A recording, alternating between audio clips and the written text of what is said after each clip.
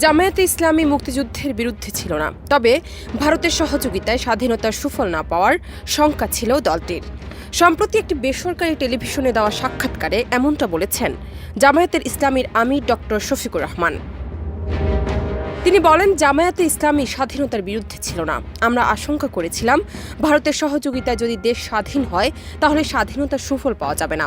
এরপরেও এটা সঠিক যে জামায়াত চেয়েছিল এক পাকিস্তান, কিন্তু পরবর্তীতে পাকিস্তানের শাসক গোষ্ঠী তাদের নিপীড়ন, নির্যাতন, খুন এবং নানা ধরনের অপকর্মের কারণে সারা জাতি ফুঁসে উঠেছিল।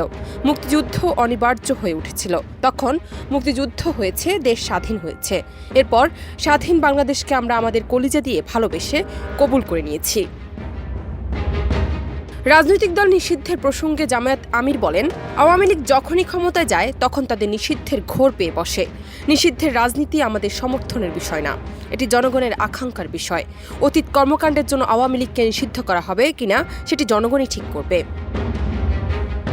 নির্বাচন প্রসঙ্গে জামায়াত আমির বলেন, অন্তর্বর্তী সরকার কিছু সংস্কার করবে আর কিছু সংস্কার করবে নির্বাচিত সরকার। আমরা মনে করি নৈতিক দায়বদ্ধতা আছে বর্তমান সরকারের।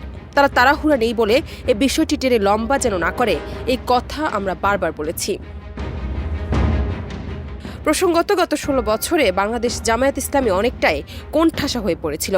যুদ্ধাপরাধের অভিযোগ এনে দলটির শীর্ষ কয়েকজন নেতাদের ফাঁসি দেওয়া হয়। এক পর্যায়ে নিষিদ্ধ ঘোষণা করা হয় দলটিকে।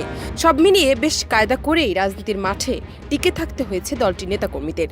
5 আগস্ট এর গণ অভ্যুত্থানের পর অনেকটা মধুর সময় পার করছে জামায়াত। জান্নাত নিপু, দেশ রূপান্তর।